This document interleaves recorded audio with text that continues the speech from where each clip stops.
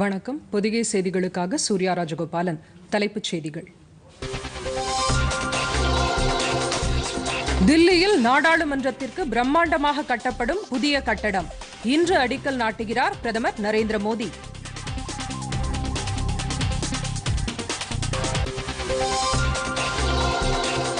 புதிய வேலை வாய்ப்புகளை உருவாக்க சுயசார்பு இந்தியா வேலைவாய்ப்பு என்ற புதிய திட்டம். 4 ஆண்டுகளில் 22,000 கோடி ரூபாய் ஒதுக்கீடு செய்யவும் மத்திய அமைச்சரவை ஒப்புதல். விவசாய விளை பொருட்களுக்கான குறைந்தபட்ச ஆதரவு விலை தொடரும். மண்டி முறை ரத்து செய்யப்பட மாட்டாது. மத்திய அமைச்சர் நரேந்திர சிங் தோமர் திட்டவட்டம்.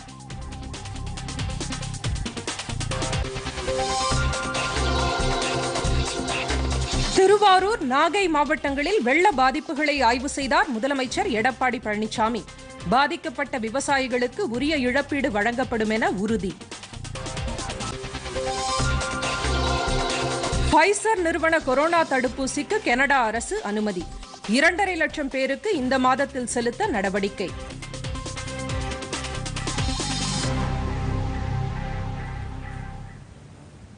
விரிவான செய்திகள். புதுதில்லியில் புதிய நாடாளுமன்ற கட்டடம் கட்டுவதற்கு பிரதமர் நரேந்திர மோடி இன்று அடிக்கல் நாட்டுகிறார். தில்லியில் உள்ள பழமையான நாடாளுமன்ற கட்டடத்திற்கு மாற்றாக புதிய கட்டடத்தை கட்ட மத்திய அரசு நடவடிக்கை எடுத்துள்ளது. இதன்படி தில்லி சன்சாத் மார்கில் இன்று நடைபெறும் நிகழ்ச்சியில் பிரதமர் நரேந்திர மோடி கலந்து கொண்டு புதிய கட்டடத்திற்கு அடிக்கல் நாட்டுகிறார்.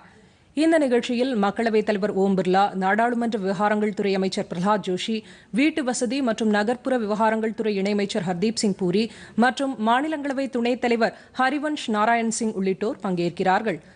நவீன தொழில்நுட்பத்துடனும் மின்சாரத்தை சேமிக்கும் வகையிலும் அதிகபட்ச பாதுகாப்பு வசதிகளை கொண்ட முக்கோண வடிவ கட்டடமாகவும் தற்போதைய நாடாளுமன்ற கட்டடத்திற்கு அருகிலேயே இந்த புதிய கட்டடம் கட்டப்பட உள்ளது.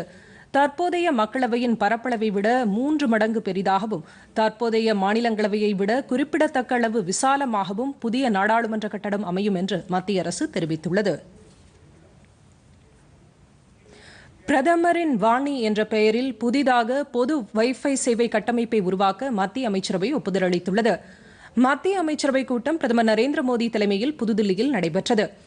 இதில் நாடு முழுவதும் பொது வைஃபை சேவை கட்டமைப்பை மேம்படுத்தும் திட்டத்திற்கு ஒப்புதல் அளிக்கப்பட்டதாக அமைச்சர் ரவிசங்கர் பிரசாத் தெரிவித்தார். எவ்வித உரிம கட்டணமும் இன்றி புள்ளி விவர தரவு அலுவலகங்கள் வாயிலாக பொது வைஃபை சேவை வழங்கப்படும் என்று அவர் குறிப்பிட்டார்.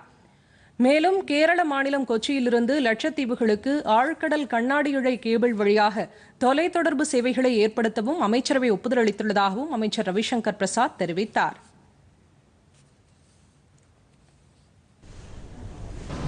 प्रधानमंत्री wifi access network interface PM Vani, ये देश में वाईफाई क्रांति की दिशा में एक बहुत ही महत्वपूर्ण कदम है. अब ये कैसे काम करेगा ये आपको हम बताना चाहते हैं. तो सबसे पहले हम एक पब्लिक डेटा ऑफिस खोलेंगे. ये पब्लिक डेटा ऑफिस के लिए न कोई लाइसेंस है, न कोई रजिस्ट्रेशन है, न कोई फी है. நாட்டில் புதிய வேலை வாய்ப்புகளை உருவாக்கும் விதமாக சுயசார்பு இந்தியா வேலைவாய்ப்பு திட்டம் என்ற புதிய திட்டத்தை தொடங்கவும் அமைச்சரவை அனுமதி அளித்துள்ளது. இதன்படி கொரோனா பாதிப்புக்கு பிந்தைய காலகட்டத்தில் அமைப்பு சார்ந்த துறைகளில் வேலை வாய்ப்புகளை உருவாக்குவது ஊக்குவிக்கப்படும். இத்திட்டத்திற்காக 2023ஆம் ஆண்டு வரையிலான காலத்திற்கு 22,810 கோடி ரூபாய் ஒதுக்கப்பட உள்ளது. விவசாயிகளுக்கான விளை பொருட்களுக்கு குறைந்தபட்ச ஆதரவு விலை நிச்சயம் தொடரும் என்றும் மண்டி முறை ரத்து செய்யப்பட மாட்டாது என்றும் மத்திய வேளாண் அமைச்சர் நரேந்திர சிங் தோமர் மீண்டும் தெளிவுபடுத்தியுள்ளார். புதிய வேளாண் சட்டங்களுக்கு எதிர்ப்பு தெரிவித்து தலைநகர் தில்லியின் எல்லைப் பகுதிகளில் பல்வேறு வேளாண் சங்கங்களைச் சேர்ந்த விவசாயிகள் தொடர் போராட்டத்தில் ஈடுபட்டு வருகின்றனர். விவசாயிகளுடன் மத்திய அரசு பல கட்ட பேச்சுவார்த்தைகளை நடத்தி வருகிறது. விவசாயிகளின் கோரிக்கைகளை ஏற்று வேளாண் சட்டங்களில் திருத்தங்களை மேற்கொள்ளவும் மத்திய அரசு முன்வந்துள்ளது. ஆனால் இந்த திருத்தங்களை ஏற்க விவசாயிகள் மறுத்து வருகின்றனர். இந்நிலையில் மத்திய உள்துறை அமைச்சர் அமித்ஷாவை சந்தித்து பேசிய பின்னர் ட்விட்டரில் பதிவிட்டுள்ள வேளாண் துறை அமைச்சர் நரேந்திர சிங் தோமர், விவசாயிகளின் விளை பொருட்களுக்கான குறைந்தபட்ச ஆதரவு விலை நிச்சயம் தொடரும் என்றும் மண்டி முறை ரத்து செய்யப்பட மாட்டாது என்றும் விவசாயிகள் இதுகுறித்து அச்சமடைய தேவையில்லை என்றும் உறுதிபட தெரிவித்துள்ளார். விவசாயிகளின் நிலத்தை மாற்றி அமைக்கவோ அல்லது பறித்துக் கொள்ளவோ யாராலும் முடியாது என்றும் விவசாயிகளுடன் செய்யும் ஒப்பந்தத்தை முழு பணத்தையும் செலுத்தாமல் எந்தவொரு ஒப்பந்தக்காரரும் ரத்து செய்ய முடியாது என்றும் அவர் தெளிவுபடுத்தியுள்ளார். இதேபோல் தில்லியில் செய்தியாளர்களிடம் பேசிய மத்திய தகவல் மற்றும் ஒலிபரப்புத்துறை அமைச்சர் பிரகாஷ் ஜவ்டேகர் தற்போதைய பேச்சுவார்த்தையில் முன்னேற்றம் இருப்பதாகவும் இறுதிக்கட்டத்தை எட்டியுள்ளதாக நம்புவதாகவும் கூறினார். இதனிடையே காங்கிரஸ் தலைவர் ராகுல்காந்தி, தேசியவாத காங்கிரஸ் தலைவர் சரத்பவார், மார்க்சிஸ்ட் கம்யூனிஸ்ட் கட்சியின் பொதுச் செயலாளர் சீதாராம் யெச்சூரி, இந்திய கம்யூனிஸ்ட் கட்சியின் பொதுச் செயலாளர் டி ராஜா, திமுக அமைப்பு செயலாளர் TKS இளங்கோவன் ஆகியோர் குடியரசுத் தலைவர் ராம்நாத் கோவிந்தை நேரில் சந்தித்து விவசாயிகளின் கோரிக்கைகளை மத்திய அரசு ஏற்றுக்கொள்ள வேண்டும் என வலியுறுத்தி கோரிக்கை மனுவை அளித்தனர். ஐக்கிய அரபு எமிரேட்ஸின் கல்வித்துறை அமைச்சருடன் மத்திய கல்வித்துறை அமைச்சர் ரமேஷ் பொக்ரியால் நேற்று ஆலோசனை நடத்தினார். காணொலி காட்சி மூலம் நடைபெற்ற இந்த ஆலோசனையில் ஐக்கிய அரபு எமிரேட்ஸின் கல்வித்துறை அமைச்சர் ஹுசைன் பின் இப்ராஹிம், இந்தியாவுக்கான ஐக்கிய அரபு எமிரேட்ஸின் தூதர், மத்திய கல்வித்துறை செயலாளர் மற்றும் மூத்த அதிகாரிகள் கலந்து கொண்டனர். இந்த ஆலோசனையின் போது இந்தியாவில் கொண்டுவரப்பட்டுள்ள தேசிய கல்விக் கொள்கைக்கு ஐக்கிய அரபு எமிரேட்ஸின் கல்வி அமைச்சர் வரவேற்பு தெரிவித்தார். அப்போது பேசிய அமைச்சர் ரமேஷ் பொக்ரியால், கல்வித்துறையில் ஒத்துழைப்பை வலுப்படுத்த இருதரப்பும் ஒருங்கிணைந்து பணியாற்றி வருவதாக தெரிவித்தார். இந்தியாவில் கல்வி கற்பதற்கு ஐக்கிய அரபு எமிரேட்ஸ் மாணவர்கள் வர வேண்டும் என்றும், குறுகிய கால பயிற்சி வகுப்புகளில் பங்கேற்க அதிக அளவிலான ஆசிரியர்கள் வர வேண்டும் என்றும் அமைச்சர் ரமேஷ் பொக்ரியால் அழைப்பு விடுத்தார். கொரோனா தொற்று பரவலை தடுக்க பின்பற்றப்படும் முகக்கவசம் அணிதல், சமூக இடைவெளியை கடைபிடித்தல் போன்ற வழிகாட்டு நெறிமுறைகளை அமல்படுத்துவது தொடர்பான விரிவான பிரமாண பத்திரத்தை தாக்கல் செய்யுமாறு மத்திய, மாநில அரசுகளுக்கு உச்சநீதிமன்றம் உத்தரவிட்டுள்ளது. இது தொடர்பான வழக்கை விசாரித்த நீதிபதி அசோக் பூஷன் தலைமையிலான அமர்வு, கொரோனாவுக்கு சிகிச்சை அளிக்கும் மருத்துவமனைகளில் தீ விபத்து ஏற்பட்டால் அதனை தடுப்பதற்காக எடுக்கப்பட்டுள்ள நடவடிக்கைகள் குறித்தும் பிரமாண பத்திரம் தாக்கல் செய்யுமாறு உத்தரவிட்டுள்ளது. கொரோனா தொற்றை தடுக்க விதிக்கப்பட்டுள்ள நடத்தை விதிமுறைகள் முறையாக பின்பற்றப்படுவதில்லை என்று புகார் எழுந்துள்ளதை அடுத்து இந்த உத்தரவுகளை உச்சநீதிமன்றம் பிறப்பித்துள்ளது.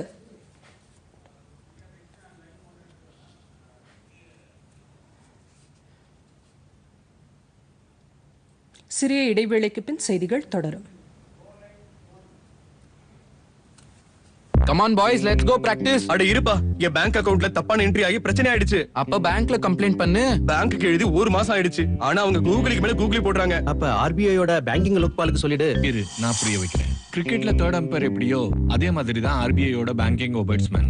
RBI சொல்றாங்க, பேங்க்ல உங்க கம்ப்ளைண்ட்டை 1 மாசத்துக்குள்ள தீர்க்கலனா நீங்க RBI-யோட கம்ப்ளைண்ட் மேனேஜ்மெண்ட் சிஸ்டம்ல ஆன்லைன்லயே கம்ப்ளைண்ட் பண்ணலாம். இது உங்க கம்ப்ளைண்ட்டை தீர்க்க RBI-யின் சுலபமான வழி, அதுவும் ஃப்ரீயா. RBI சொல்லுது, விவரமா இருங்க, எச்சரிக்கையா இருங்க. கனமழை மற்றும் வெள்ளத்தால் பாதிக்கப்பட்ட விவசாயிகளுக்கு உரிய இழப்பீடு வழங்கப்படும் என்று முதலமைச்சர் எடப்பாடி பழனிசாமி உறுதியளித்துள்ளார். புரேவி புயல், கனமழை காரணமாக கடலூர் மற்றும் நாகை மாவட்டங்களில் நேற்று முன்தினம் ஆய்வு மேற்கொண்ட முதலமைச்சர் 2வது நாளாக நாகை மாவட்டத்தில் பாதிக்கப்பட்ட இடங்களை நேற்று ஆய்வு செய்தார். நாகப்பட்டினத்தில் கனமழையால் ஏற்பட்ட சேதங்களை ஆய்வு செய்த அவர், வேதாரண்யத்தில் நிவாரண முகாம்களில் தங்க வைக்கப்பட்டுள்ள மக்களை நேரில் சந்தித்து ஆறுதல் கூறினார். இதனைத் தொடர்ந்து திருவாரூர் மாவட்டம் திருத்துறைப்பூண்டி சென்ற முதலமைச்சர் பாதிக்கப்பட்ட மக்களுக்கு நிவாரண உதவிகளை வழங்கினார். திருத்துறைப்பூண்டியை அடுத்த கொக்காலடி, கச்சனம் உள்ளிட்ட பகுதிகளில் புயல் மழையால் ஏற்பட்ட பாதிப்புகளை முதலமைச்சர் ஆய்வு செய்தார்.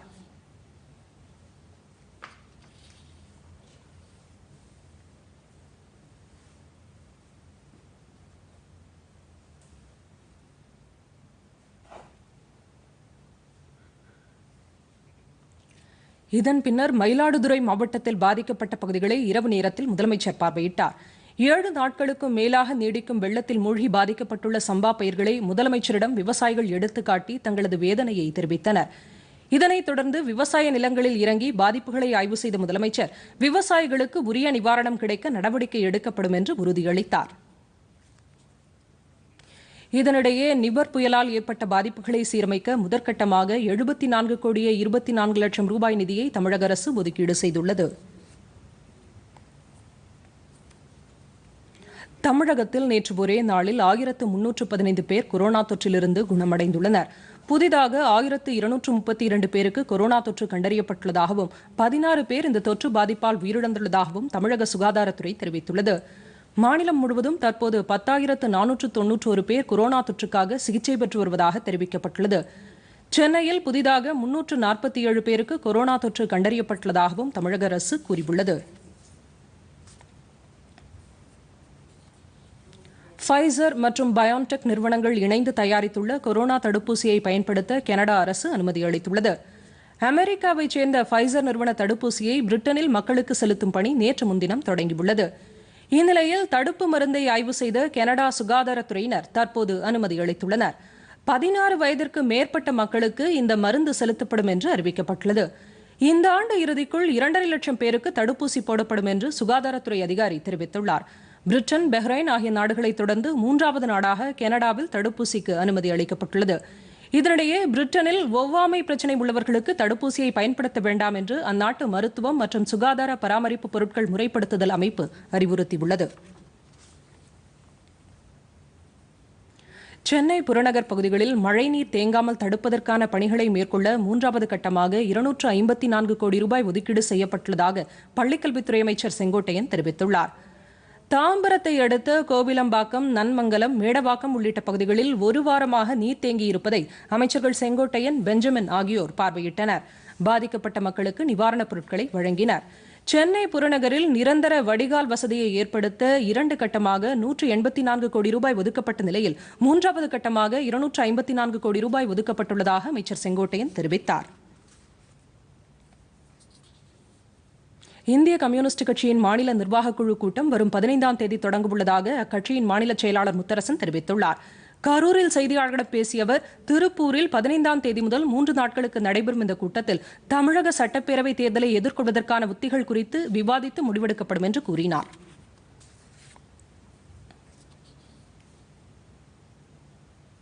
தர்மபுரி மாவட்டம் அரூர் வட்டத்திற்கு உட்பட்ட பகுதிகளில் வளர்ச்சித் திட்டப் பணிகளை மாவட்ட ஆட்சியர் கார்த்திகா ஆய்வு செய்தார்.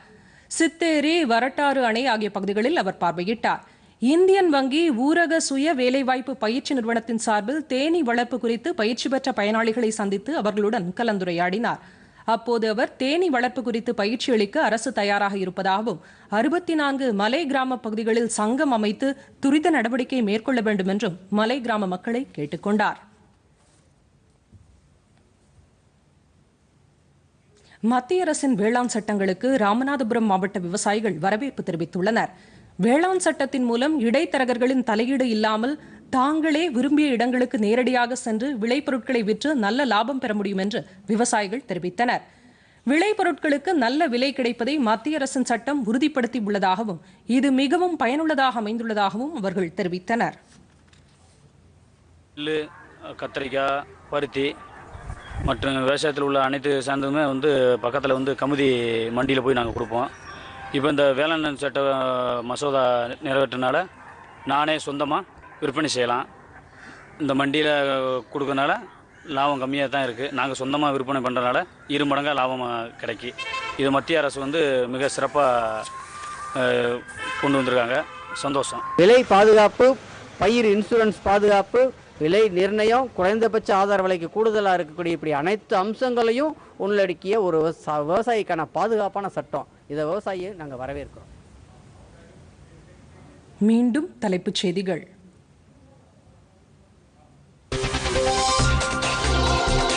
தில்லியில் நாடாளுமன்றத்திற்கு பிரம்மாண்டமாக கட்டப்படும் புதிய கட்டடம் இன்று அடிக்கல் நாட்டுகிறார் பிரதமர் நரேந்திர மோடி.